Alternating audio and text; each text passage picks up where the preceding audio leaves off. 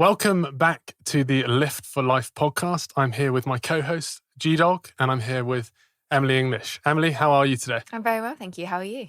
Fantastic, and an absolute pleasure to have you on. But to give every listener here an idea of who Emily is, she is a university-trained nutritionist with a background in higher-level chemistry and biochemistry, known for bridging the gap between scientific rigor and realistic everyday nutrition. Since launching her platform during lockdown, Emily has grown one of the most influential evidence-based nutrition brands online, with a social audience now exceeding 3 million followers across platforms. From one-to-one coaching and meal prepping for high-profile actors to creating viral recipe content that reaches millions each week, she has become one of the most trusted voices in modern nutrition. She's also a 2-time #1 Sunday Times bestseller, with her debut cookbook, So Good, going straight to the top of the charts, followed by further best-selling releases. Alongside publishing, she's the founder of her supplement brand, Epitome, and continues to expand her impact across education, food, and performance nutrition. Her journey blends science, lived experience, business growth, and resilience, making her perspective both credible and deeply relatable. I've done quite a lot, haven't I? You certainly have. That's a It's pretty quite good incredible. And I am particularly excited to have you because my wife cooks your stuff all the time. And So Good is permanently on our kitchen table. So I'm eating food almost every night of the week. We love it. So congratulations for that. But I think it's really interesting to dive straight away into your academic background, because I think a lot of our listeners will know of various Instagram influencers, nutritionists, and they'll question their nutrition education, biochemistry education. But you have a very deep understanding from your schooling, your university, and I'd like to deep dive into that. So can you tell us about your chemistry at school, your ideas to move to biochemistry, and how that transitioned to nutrition? Yeah. So I was always obsessed with science at school, and anything to do with the human body, understanding why things worked. I was always that really annoying kid in the classroom, which a teacher would try and teach us something. I'd be like, yeah, but why? And how? And I would always not be able to just take what I'd been told and regurgitated it. I really need to understand things. So I ended up doing the International Baccalaureate instead of A-levels, which was, I was very, very lucky to be able to be offered it at my school. And it was this wonderful breadth of being able to do the kind of high level biology and chemistry, but then still touch base on things like languages and English and maths we still had to do. So I always like to think that I've got a very applied mind, that if there's something that I wanted to learn and understand, I can do it. I always used to think, in fact, I actually never used to think about nutrition at school. If you told me when I was doing the IB, you're going to grow up and become a nutritionist, I'd be like, it's not a real job. I would scoff at it. And I think it's one of those things when you grow up in an academic environment, there is almost a slight pressure or a slight judgment on certain passions and degrees to go into. And it's only the fact that I look back on now and I see what I've done with nutrition that I'm like, wow, this is actually a really, really cool area. Because at the time, I think nutrition was Weight Watchers.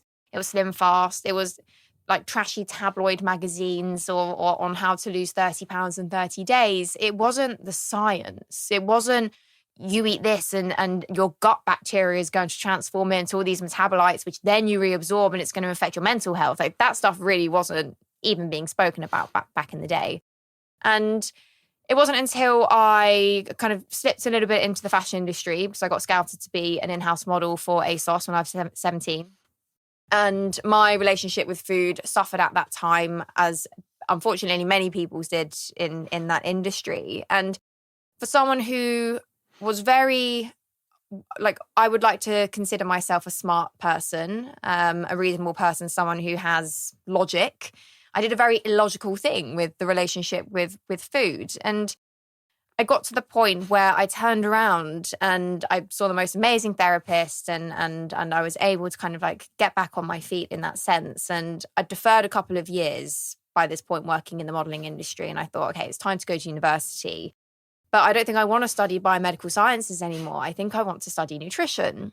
And I ended up going to King's, and I was very, very lucky because King's is the best university in the country for nutritional sciences and nutrition. We were working with some of the top professors, even now professors who are doing the leading gut health research, the kind of leading research to understand personalized nutrition, all of these aspects. So I had that on tap essentially. And I always remember one of my favorite lectures being a guy who would speak about the transporters that existed in your gut that are the same as on your tongue. So we have the similar sweet taste receptors in our gut lining. And I just remember learning that and thinking, that is so fascinating. Imagine like how that's all communicating together. So I obviously went to university, got my degree, came out the other side, and kind of ended up realizing, wow, this is all well and good, but what do we actually eat?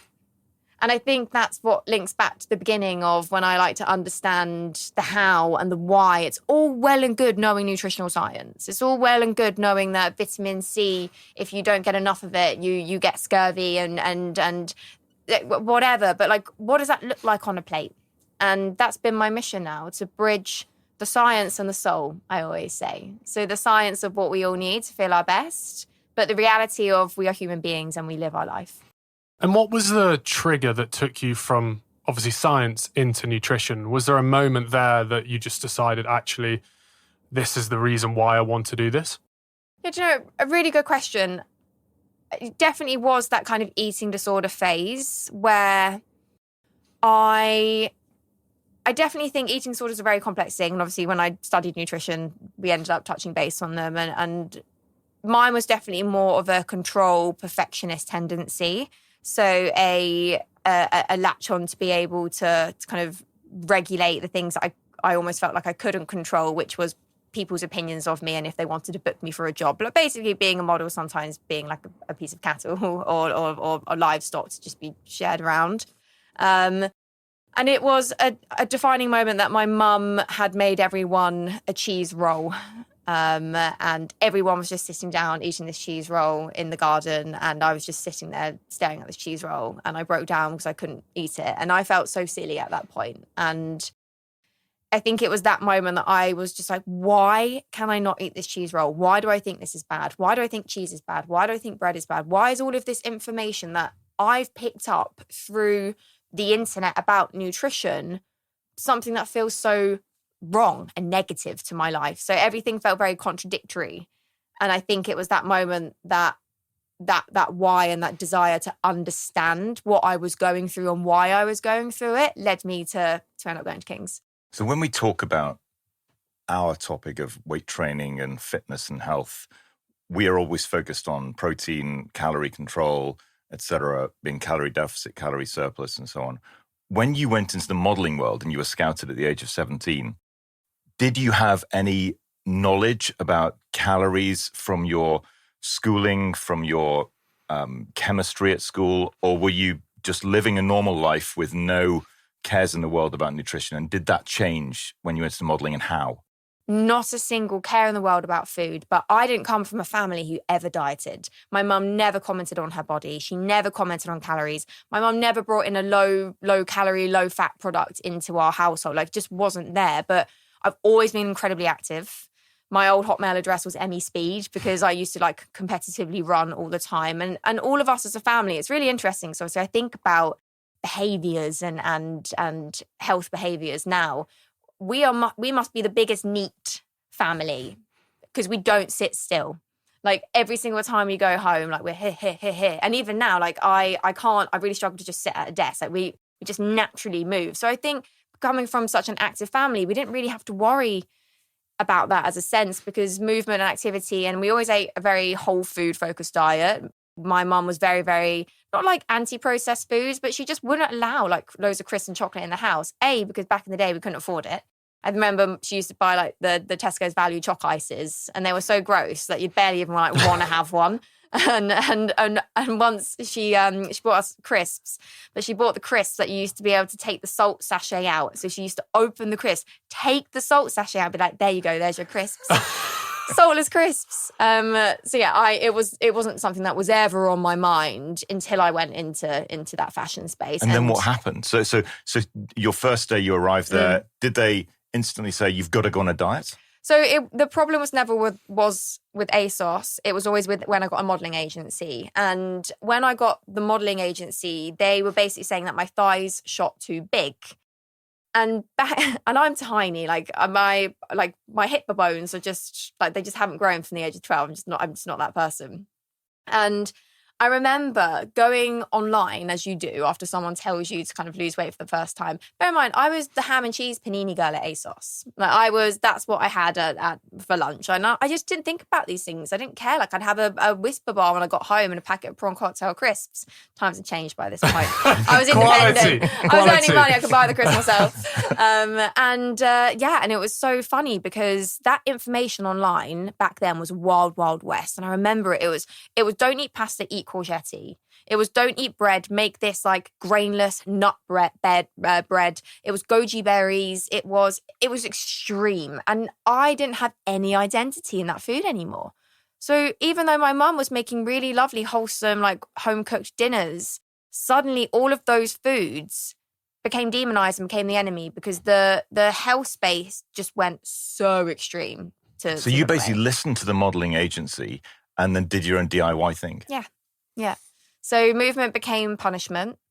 So from going from kind of running competitively, being incredibly fit, it was like, oh, cool. The more I run, the quicker I'll lose weight because I'll burn more calories. And I remember that I came home and my mum had done, I think it was a pie or sausage and mash or something. And I turned around and said, I can't eat that. Even though my mum had used like lovely organic potatoes, so she massaged them with the skin on and like good butter, great sausages from the butcher, like onion, loads of kale on the side, like whole foods.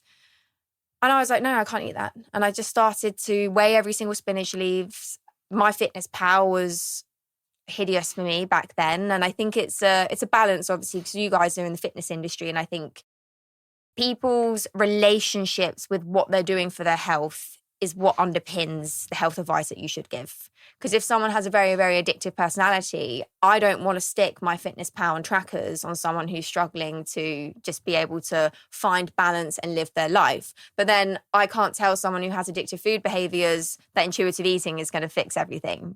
It's not a one-size-fits-all approach. But I think that's really what I try and champion now. Don't get wrapped up in the idea that it's like it's this way or no way when it comes to your body and your fitness and your nutrition. So you believe calorie counting is almost tailored to the individual and how they feel about it? 100%, because calorie awareness in food is really important. Because at the end of the day, I will deal with people who want to put on weight and I will deal with people who want to lose weight. I will deal with people who just want to be healthy and I will deal with people who just struggle with time and want to make more nutritious meals and limit their ultra-processed food intake. That's a massive spectrum of advice that you could give to someone. So if we're talking about calorie counting and tracking and all of these things, application matters. And I think now sometimes there becomes this, it either swings too far for me. It's either absolutely not or absolutely yes. People are missing this in-between phase. It's like, calorie counting's rubbish. It doesn't make sense. You shouldn't do it. It promotes eating disorders. But there's some people it really works for. Yeah, so, we talk about the 80-20 rule a lot. So I'm sure that's something that you very much are a supporter of as well. I practice that, yeah. Yeah, exactly. So it's, 8% good, 8% of the time is as good as you're going to get. Yeah. Because when you get to 100%, that's when the extremes happen, right? Mm-hmm. One question I have for you is, where do you feel the average person is going wrong with their nutrition? Because nutrition doesn't feel normal to them. And at the end of the day, we all eat every single day. So we all are exposed to nutrition. And you say the word nutrition and people almost flinch or they get scared or they're intimidated by it because it's been so far removed from their identity, their culture, what they like to do, how they live their life. And it's really, really important that people have to remember, like, nutrition and health should be molded to you. It should feel comfortable. It should feel that I actually love nothing more than feeling like the healthiest version of myself. When I get up and I move and I eat well and then I feel really fulfilled, but then I'll go out for like lunch with friends or like have a dinner date with my husband and have a nice glass of red wine and a steak. It's like, that's a beautiful art of balance. So I think it goes wrong because people feel like they can't live their lives the way that they want to live them in order to become healthier. And I think that's the biggest issue because it's not about all the things you can't do. It's reminding ourselves of all the things that we can do and all the things that we want to do. And of course, there is an element of discipline. And sometimes I think people are almost a little bit too soft with the kind of self-love and self-care.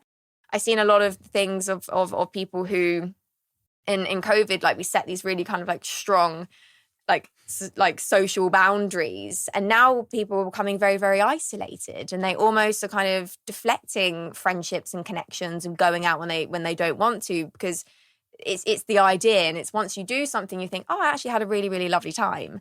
And I think the same comes to health.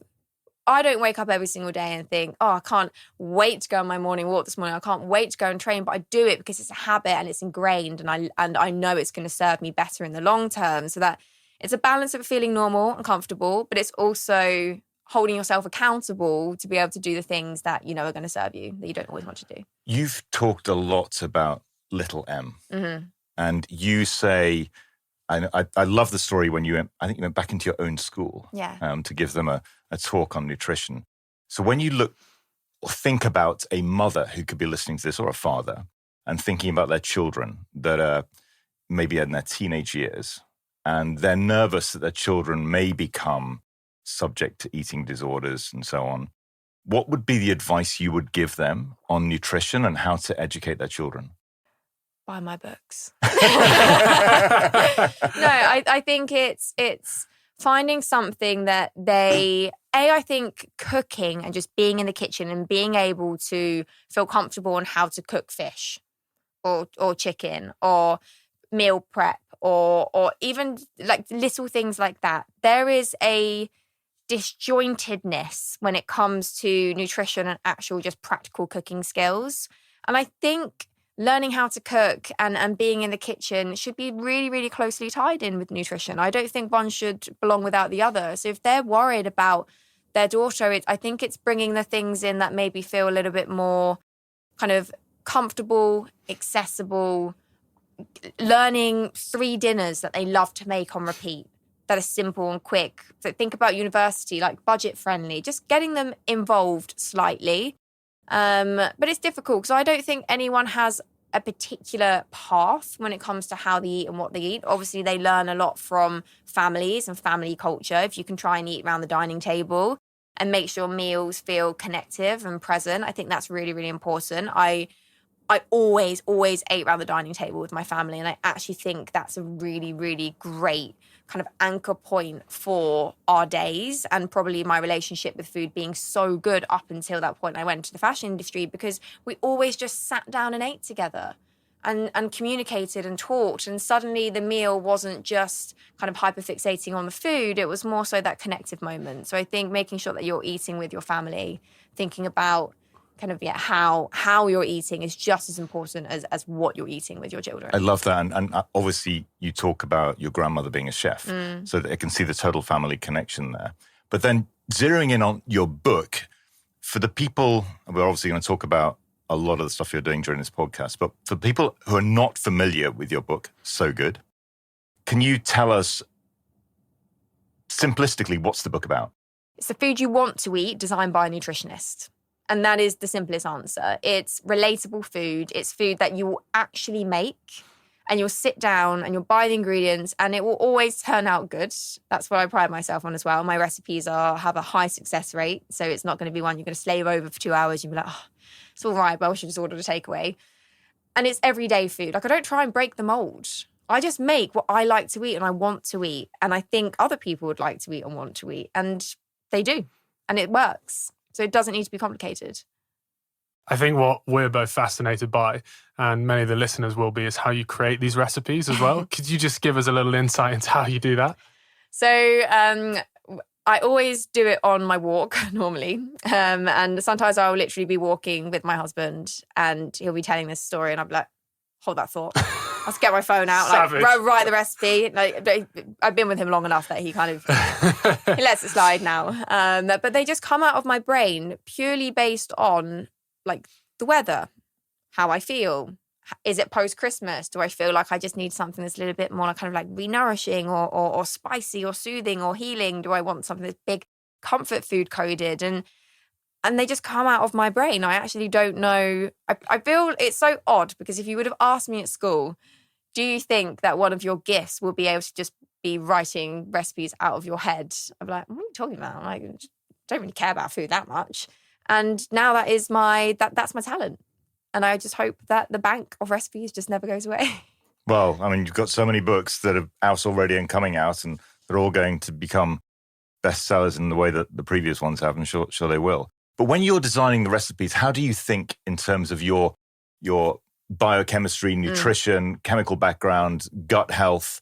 What makes you formulate the recipes? So protein and fiber is king for me. And I will structure every single meal around those two macros. And the reason being is not enough people, when they're creating healthy recipes, actually think about how you're going to feel an hour afterwards, 2 hours afterwards, 3 hours afterwards. It's that point that is make or break in people's health journeys. Because a lot of people will diet and they'll be absolutely fine to prep their food and make their food and eat healthily, and they'll eat that meal, and an hour they're thinking about food. Can't stop thinking about food. It's why the rise of Ozempic and GLP-1s has been so successful, because it quietens food noise. But you can quiet food noise naturally. You can feel more satiated and content by incorporating that protein and fiber aspect, because when you pair them together, you will naturally slow down digestion. You'll stimulate those incretin hormones, so basically what GLP-1 is anyway.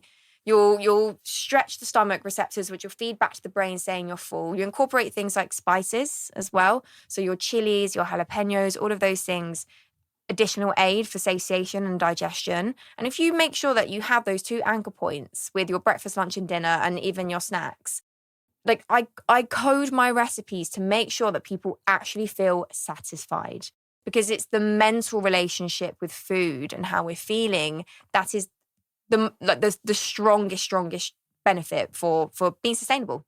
It's got to be sustainable. And if you're hungry and you're miserable and you're unsatisfied, it will never be sustainable. And where do you stand on fat loss drugs? Each their own. I think I like to make sure that people use it as a supportive mechanism. Sometimes they can be abused, but I mean, and like food can be abused. People go on cabbage soup diets. I don't think that's any different to taking Ozempic, in my opinion. Extreme dieting and using Ozempic as a weight loss tool, they pretty much go hand in hand.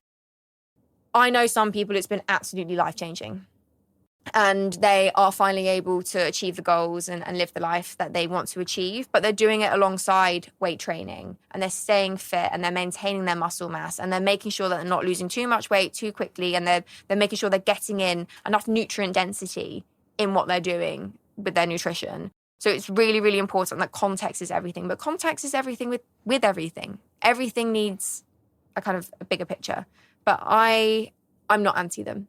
And with social media, how have you stayed true to yourself when so many haven't? Because obviously things like fat loss drugs, you'll see in America big celebrities who were once all about that body confidence movement, and now, oh, actually you can go on this, and actually they sponsor me as well. So how have you found in that world staying true to yourself has paid off, but also how at times that's been quite difficult when you're competing with those people? I mean, I love food, and like food is my joy, and I have learned from that early age that there are certain things that I don't want to sacrifice in my life. I don't want to sacrifice meals out with friends. I don't want to sacrifice Sunday roast with a sticky toffee pudding. There are certain things that add so much joy to my life. And I always say, if things add more to your life than they take away, then keep it there, because that's a good thing. So it's balance. And I feel everything comes from such a true, authentic place to me. I genuinely love what I do. I genuinely love the recipes that I make. I love my audience. I love making content. I love filming my videos. So I just get to do what I love. And other people seem to really, really love it too. So I've been very, very lucky that I've never actually felt tested from a point where I'm like, who am I trying to be? Because I've always just been me. And I think that does hopefully come across with my content, that it stays consistent because I just do what I do. When I don't know whether you've been invited yet, but I think you should be in Downing Street. So we all think about Jamie Oliver and what he did with school meals for children. But you as a woman and who's been through all of the issues with modeling and eating disorders and so on are iconic and very relatable for a lot of young girls in particular. And we have to acknowledge that a lot of the eating disorders are more likely to happen in females than males, it seems. So how would you redesign the average child's nutrition at school? When you think about what you did at school, maybe the cookery classes, I know you've talked about the cookery classes in your school. How would you redesign nutrition education holistically for the UK? So I would love nutrition to be heavily linked into food tech. And I think the biggest issue is when a lot of funding is pulled out of schools, things like food tech is one of the first things to suffer. And you don't really get taught proper nutrition in school. Nutrition in schools, when I went back to my old school, it's basically just a small little module in food tech. I think it's important to make sure that we're not kind of like hyper focusing on things too early. I don't want children to ever be exposed to essentially diet culture, but I think it's really important that people get excited about health and food. And there is something so fantastic about a Caesar salad. But I make my Caesar salad with like this great Greek yogurt dressing, and I do these really nice sourdough croutons with like olive oil. And so there's a way that like the kids can still maybe like have their cool little Caesar salad with their fries and their bits and bobs, but can we just make it a little bit more nutrition coded? So it's about, I think, keeping nutrition feeling fun and accessible to the youth. So thinking about cooking classes that aren't making fairy cakes or just chili con carnes, like how can we actually make it a bit more fun and inspiring? I would love to change curriculum and just the way that nutrition is taught and integrated into schools. We're hopefully looking in the next kind of year or so to be able to start doing some projects. We've already got a few schools lined up in that sense. If we can start the ball rolling there, I mean, it would be fantastic to get into Downing Street and see if we can actually build a campaign and make a difference. But I'm always conscious that I want to make sure it builds for that aspect that I mentioned before, that normal nutrition. I want it to feel like that safe, comfortable, sustainable side of health that people know that they can do every single day. Loose fundamentals, like agile kind of rules and structures around how we eat, because it's people's own journeys. It's your body. You can do whatever you want to do with your body. But if we can just help set people up with a little bit more inspiration, then I don't think that's a bad thing. Have you ever felt misunderstood with your approach online? I know you've spoken in the past about trolls as well that have had an impact on you. Do you feel like that's because they misunderstand you or that's just the way they are? And have you ever felt personally that people aren't actually resonating with your approach? Do you know what? Now I realise, no, I don't think I've ever felt misunderstood. I think some people are just bitter. I think trolls are actually trolls are just trolls, and they will, doesn't matter what I do. And I realise this now. And when it first happened, I used to get really upset. Now I honestly just laugh because I'm like, I make food. Like, are you really that offended that I put out free recipes every single week on my social media? Like, why does it matter what my face looks like or what my hair looks like? And if I've done an ad with a brand, I get to work with the coolest brands ever. And that's how I monetize my platforms. I don't put a paywall behind my recipes. I want them to be free. I want to share them. And yeah, I don't think I've ever felt misunderstood because I think I am probably one of the most uncontroversial nutritionists out there. So it doesn't bother me anymore. So you just lit a light in my mind when I remember something you posted this week. Can you tell us a little bit about your Nobu experience? Oh my goodness, it was absolutely iconic. So we get a message out of the blue. And they were like, Chef Nobu's in town in London. Would you like to shoot with him? I said to my manager, I was like, clear the diary. Clear the diary. So I went and he taught me how to make sushi, shape sushi, do the sashimi. We made hand rolls together. Wow. And he is an absolute fitness legend. Have you seen him? Because he travels all over the world. And I was asking, I was like, Nobu, how do you stay so healthy? And he's like, I do a lot of exercise. But then I went on his Instagram and I saw him doing splits and stretches. And I was like, yes, Chef Nobu. But that was sometimes I'm like, how is my life like this. I do incredible things. I meet incredible people. I feel so lucky to genuinely do something that I love. And then the next week I'm cooking with Chef Nobu in Nobu Park Lane. It was awesome. incredible. I don't know if you've had a chance to see it yet, but as soon as I saw the first post, I messaged your husband and said, you've got to get Em to look at the Nobu documentary, because it is just an iconic documentary. It talks about all of these things and it resonates so much with everything you talk about. So really? If you haven't seen it yet, you should definitely watch it. I watched it on a plane back from Hong Kong the other week. Yeah. It was phenomenal. But, and one of the things that I think is really critical in nutrition education is to look at Japan, because Japan has got the most amazing longevity, lack of obesity, and they educate kids to see broccoli as treats. Yeah. It's an incredible education system. So I think the Japanese story is really great. But can you tell us a little bit about the therapy that you went through? So how did the therapy help you overcome those eating disorders? So it was cognitive behavioral therapy. And I think for me, it really just helped that bird's eye view perspective side of things. So it was truly understanding the why. So when I used to have that voice inside my head that used to say, oh, you can't do this, you shouldn't do this, you can't eat that. It was challenging that with but why can't I? Why? And I've always been that why person. And I think that form of therapy just worked really, really well for me. Like it gave me the tools in my toolkit, essentially, to be able to understand my brain a little bit better. And now, like, I actually apply those same CBT tools to a lot of aspects of my life. If I'm getting stressed or overwhelmed or overly anxious, I can use that kind of bird's eye view, kind of like pull out bigger perspective of small issues that will happen, say like a filming thing doesn't go right or a brand deal falls under.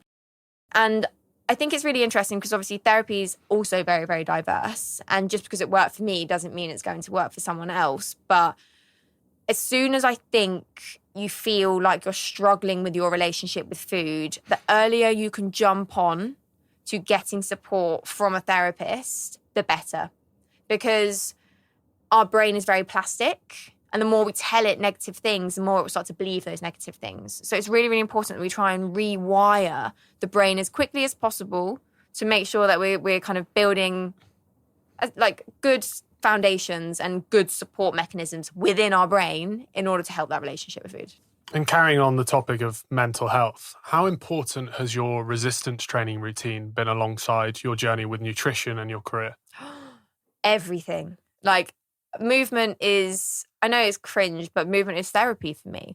I found it's interesting. So obviously movement, when I used to have an eating disorder, was something to be part of that maths equation. Whereas now movement is the 50 minutes that I get. 'Cause my favorite thing to do is reformer Pilates, but I do a mega reformer. So it's a lot more kind of heavy resistance training on the reformer. So we'll be doing kind of like proper, like, weighted pulls and squats. Like it's brilliant. It's progressive overload. Progressive overload. It's 50 minutes where I don't think about anything else. My phone is flat, down, under the bed, and it's 50 minutes for me. And I do it about 3-4 times a week. And it's genuinely changed my life. And I got a knee injury a few weeks ago and I had the fear. I was like, am I going to be out for like 8 weeks? And I was like, like not for fear of anything else, but like fear of like, it's just my happiness. And I implore anyone listening to find the movement that makes you happy and makes you feel fulfilled. Of course, if that can be resistance, that's probably the thing that's going to set you up the most for your life. But movement doesn't have to be punishing. You don't have to run if you hate running. You don't have to do HIIT workouts if you hate HIIT workouts. Like it could literally just like start with yoga or stretching. It could start with a little set of dumbbells and you're doing 15 minutes of just body weight and small little dumbbell exercises in your front living room. But build it up and grow it and integrate it so it feels normal. It goes back to that normal thing. Nutrition and movement, sleep, and looking after your brain. And neat. I mean, I constantly see both you and your husband walking around all the time. Everywhere. Yeah. But that is also my creative time. So I come up with my best ideas. And I genuinely think there's a lot of genetic inheritance for neat tendencies or genetic or learned environments. Like even now I go home and I'm shocked at my mum is the neat queen. You will not find my mum sitting on a sofa. It's actually hilarious now. Sometimes it gets to the point where I'm like, Mum, sit down. Sit down. But she's got the walking pad for her desk. But she's had 5 kids. Hasn't actually ever stepped foot in a gym, but she's absolutely shredded. Like, she's got amazing arms. But I think that's carrying all the shopping bags when she was young as well. Basically weight training. Farmers walk all the way from Sainsbury's to home. And a question around supplements. What do you take personally daily and why? So Epitome, of course, one of my proudest achievements. I take that for my guts. I take 5 grams of creatine as well every single morning. Non-negotiable for me. I think everyone should be taking it. I also take L-glutamine from time to time. I use that normally as like an adjunct for gut support. And then with my knee injury, I started introducing some liposomal vitamin C because that's really integral for collagen synthesis. Formulation matters for me. So I try and choose the supplements that have the best capsule or encapsulation technology. So liposomal, duo cap, delayed delivery mechanisms. So you just basically get what you need. And I think that is it at the moment. But Epitome, it's perfect segue into that. And this is clearly the most exciting thing you've done, right? So writing books is incredible and incredibly time consuming. Yeah. But actually launching your own brand of a supplement is just incredible. And I know you've worked with a big team, but can you go through the science behind it? I love the way that you talk about the casing versus the content and the way that it slow releases. So just tell us everything about Epitome that we need to know. So Epitome was basically born out of an idea that I've had for years and years and years. And even back when I was at university, whenever we sat down, we spoke about gut health, I was hooked instantly. That sweet taste receptor in the gut, learning about the microbiome, identical twin studies, why I've got identical twin brothers. Why are they so different? Like how has that happened? And we believe now so much of that is to do with the gut. And when I used to see one-to-one clients, I was amazed how I'm going to say 95% of them had a gut issue or looking after their gut health or bloating or food intolerances, food sensitivities, IBS. It's honestly like an epidemic at the moment. And I was like, why is it like this? Why are these people experiencing so many different digestive health issues? And you'd go online and the gut health supplement industry is a wild, wild, wild west. And it's not regulated. So anyone can literally make a product, stick a label on it and stick it on Amazon. And you've seen, like, I don't know if you heard the creatine gummy story where they were selling these creatine gummies and they had no creatine in. And they were like making about 300 grand a month shifting these on Amazon and they were useless. So I think it was the dream to be able to create a brand that I was able to utilize the best of our knowledge in the field. So gut health is still, a lot of it's still a mystery. Because if you think about it, your gut is as unique as your own fingerprint. So when we're trying to do research and apply a one-size-fits-all study to this diverse range of people, you've got someone who's up here, someone who's down here, someone who's over here. There's so many different responders. So using what we had, so there are lots of studies that look at specific strains. So one type of strain for eczema, one type of strain for anxiety and depression, one type of strain for kind of female hormonal health. We basically took those best ones. So what I like to call the kind of the designer lineup of probiotics. So we've got the Chanel, we've got the Gucci, we've got the Dior.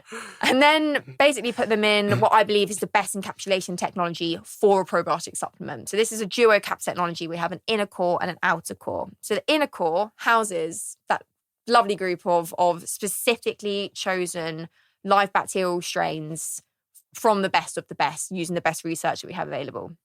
So that's our kind of like own unique blend. Then the outer core houses this kind of liquid system that has gut supporting nutrition. So things that help support gut barrier function. And I always say, so your gut basically has 2 parts to it. So you've got all of the lovely microbes that live in there. And then you've also got your gut barrier. These are the gut cells. And the gut cells matter just as much for how your gut is responding and how you're feeling when you're eating your food as the bacteria that live in there. And the reason being is that your gut cells have essentially say for what comes into your body and what stays out. So the tight junctions, these little gaps between the cells in your gut to enable you to absorb all of the nutrition that you consume. So if you're not looking after your gut barrier, then you're going to be having this flare of your immune system, because so much of your immune system is housed around these absorption sites, because we want to make sure that we identify friend from foe. Because essentially, it's a bit weird, but you're an open channel from your mouth through your anus. Like that, all of that is exposed to the outside. So it's our body's immune system to make sure that we are tolerating, getting rid of, and taking in all of the right things. And I think what happens, and one of the reasons why I think we're seeing this massive epidemic of gut health issues is because our diets have changed. We're chronically stressed. We're not sleeping enough. Things like alcohol degrade the gut lining. Stress directly will impact the flow of those tight junctions and gut barrier function. And then if we're not eating the right amounts of fiber and whole foods, we're not encouraging that microbiome diversity, which also supports the gut barrier. So you can see how it's just kind of every single thing is linked. And Epitome was that one a day, every day, simple, best of the best on the market. Cool, let's do it. Bless my business partners. They were like, this is a really expensive supplement to make. I was like, let's just make it because I think it's going to be incredible. And we cannot keep it in stock because organic word of mouth, and I always say this, like a lot of people are out there harping on about supplements and take this and this is my amazing supplement, blah, blah, blah. I almost don't want to sell it because I just want the people who take it to be our spokespeople because it's life-changing. And our customer testimonials, our feedback is honestly my proudest achievement. And we do this really cool thing where we do these live customer interviews where we get our customers on for a little Zoom call with me and we chat about how Epitome has changed their life. And I love hearing those stories. And it makes me so, so proud as a brand founder and a brand owner to actually create something with integrity that's making a difference to people's lives. And I can't wait to see where it's going to continue to go. And with all the success you've had in such a short space of time, because let's be honest, most people won't experience that level of success, but also the speed at which everything's happened. Yeah. What has surprised you the most in both a good way and a challenging way? That's a great question. I think I've been on the hamster wheel since the word go, because I am a grafter, I'm a survivor. And I say that coming from a family who didn't have a lot. I was second oldest, but kind of middle child. My parents had 3 kids under the age of 3 when I was 8 years old. I had to make life work for me. And I didn't have people chasing me up to do my homework and to do this and to achieve the best. It came from a very internal drive.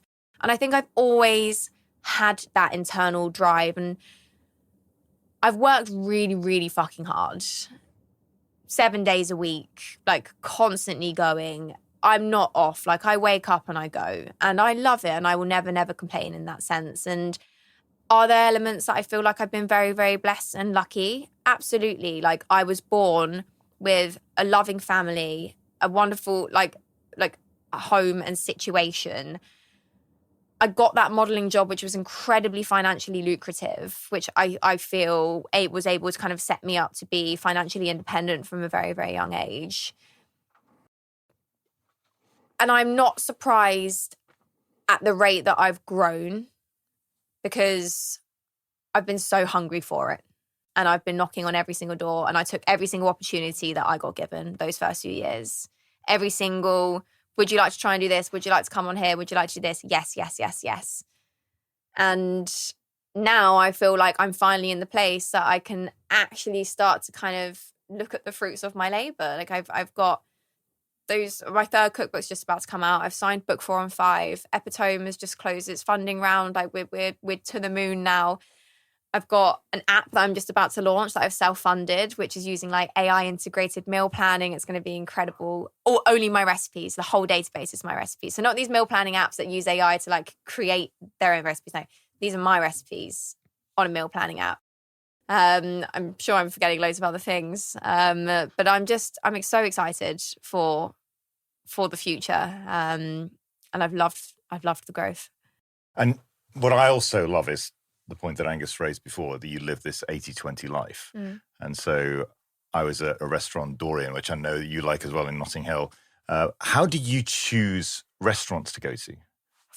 Oh, it's a great question. I'm very lucky that now I am friends with a lot of the chefs and the space. I have such a profound respect for the hospitality industry, profound. And it's really cool because obviously I grew up in a restaurant. My granny's a chef. And my first job was in her restaurant. And I've always, going over hers, when she would be like, to me and my older brother, to get away from the chaos at home, was like, would you like to come for dinner? My favourite thing on earth.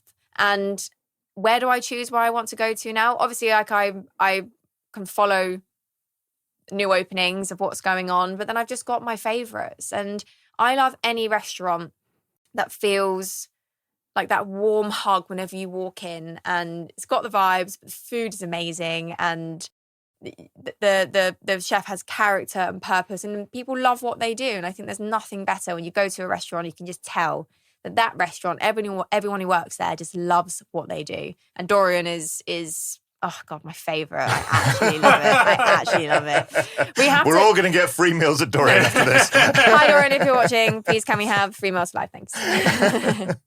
I know you've obviously got places to be, and we're so grateful for you coming on the Live for Life podcast. It's been the most amazing episode. But I do have one last question for you. At the end of your life, what do you hope your work stood for? I hope that people will be able to continue to eat a bowl of food and go, oh, that's so good. And they'll look at each other and go, ha, so good. Yeah. Reconnecting it back to that catchphrase that I remember when I first turned around to my publishers and I said, I want to call my first book So Good. They were like, weird. I was like, no, let me explain. When you eat something that you just are like, this is so delicious. Like you naturally just say, oh, so good. It's an expression, it's an emotion. And I hope to leave that spread of vitamin joy on the culture of nutrition for forever.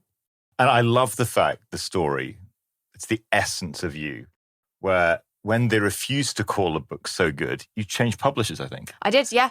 So I remember it was actually Penguin who was one of the first people who came to me and wanted to publish my book. And I said, cool, I want to call it So Good.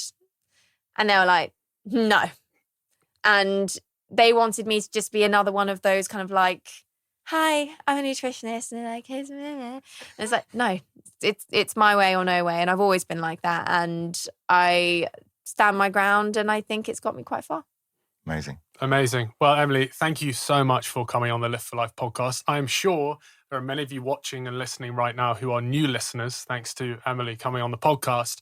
So to give you an idea of the Live for Life podcast, I host it with my client of nearly 8 years now, isn't it, G-Dog? And we deep dive into every single fitness topic out there. So whether that's from cold water therapy, we've obviously now had an expert nutritionist on, lifting weights, NEAT, whatever the topic. So please do tune into other episodes. But Emily, once again, thank you so much for coming on the But we should podcast. finally wrap up, of course, all the ways you can get in touch with Em. So absolutely. So Em is Em the Nutritionist. You want to list all of your different social media accounts and the different book titles and how they can get hold of you. Well, I'm Em the Nutritionist across all platforms. You can buy my cookbook So Good and Live to Eat now, and then So Good Express is out on May the 7th. So pre-order. And Epitome, how do they get that? Epitome, you just order from epitome.com. Perfect. Fantastic. Thank you so much, Emily. Thank you. Thanks for having me. Thank you.